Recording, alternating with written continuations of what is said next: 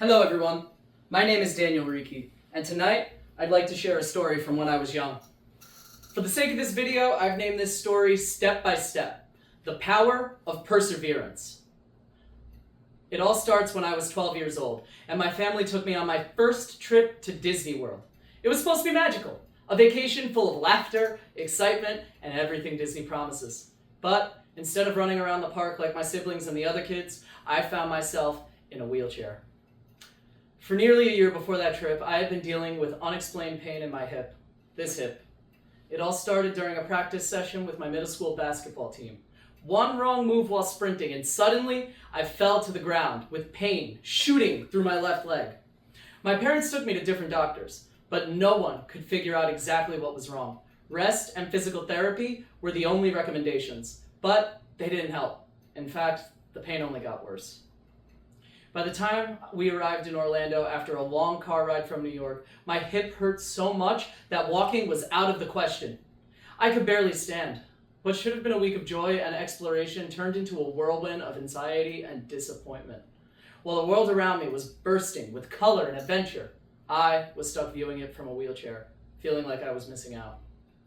That trip, however, marked the beginning of a shift. After we returned home, my parents found a specialist who finally gave me an answer. Slipped capital femoral epiphysis. The ball of my hip joint had slipped out of place, and the year of it going untreated had turned what could have been a simple fix into a very serious condition. Surgery was now my only option.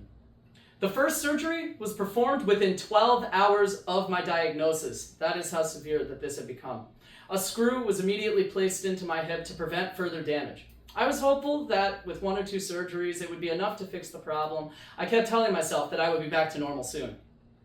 But quickly, that hope gave way to reality. That surgery, that one was just the beginning.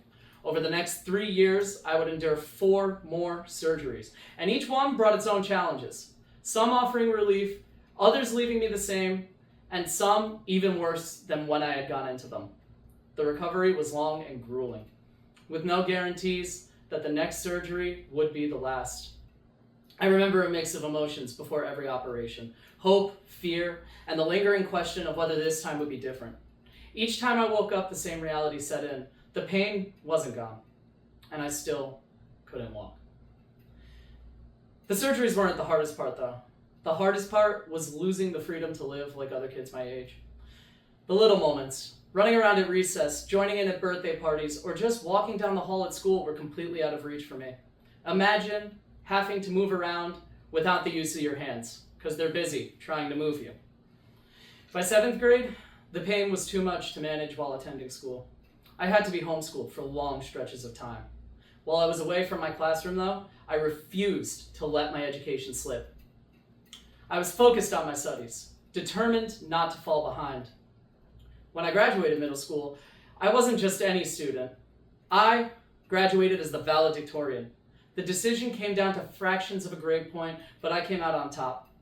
That moment, that felt surreal. At the graduation ceremony, the stomp of my crutches on the hard tile floor echoed through the auditorium as I made my way up to the stage.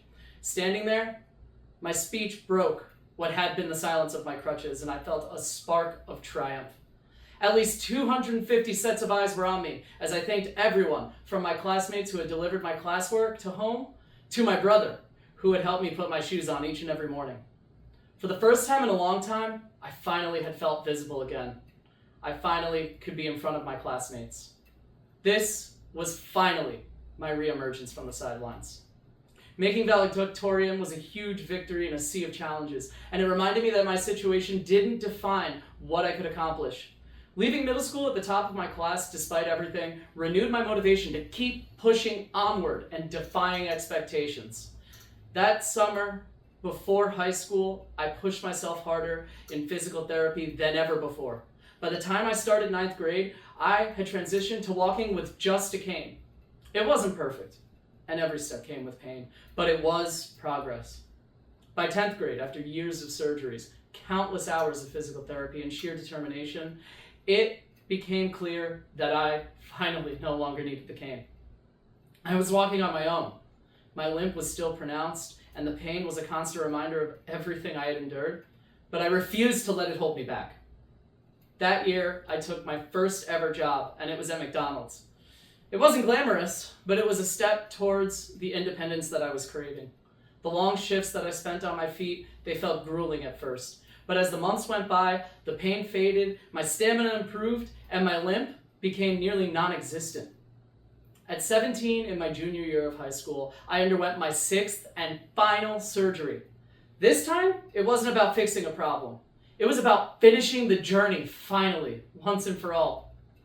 The procedure cleaned up the remaining bone and cartilage fragments from my hip, and the doctors gave me a chance to ensure that everything was stable. When I woke up, I heard the words that I had been longing for. I wouldn't need another surgery for at least 10 years. I was fine. I had made it. Aside from a slight limp, I was capable of anything a normal person could do, and I still am. The journey had been long and painful, but I had reached the end. And more than that, I had proven to myself that I was capable of more than anyone, including myself, had ever imagined. Walking was something that most people take for granted. It's automatic, almost thoughtless.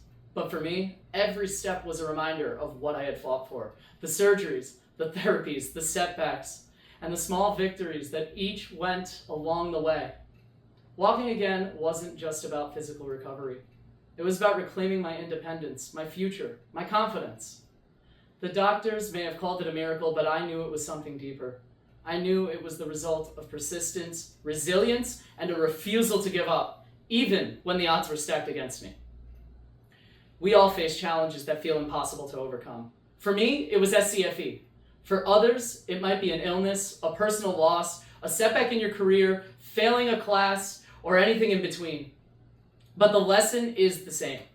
No matter how insurmountable a challenge seems, there's always a way forward.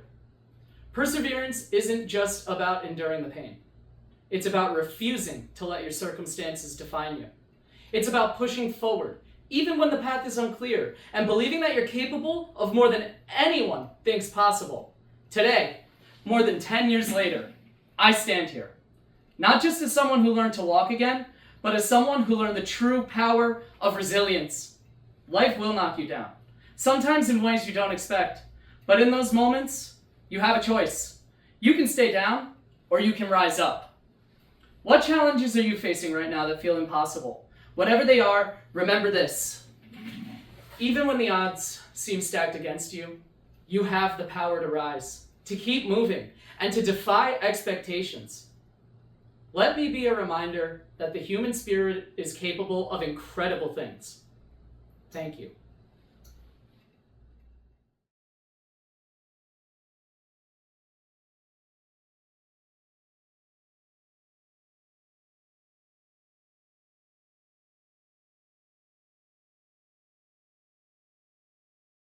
Synchronization. Before I go and pour my heart out into this. Recording. Rolling.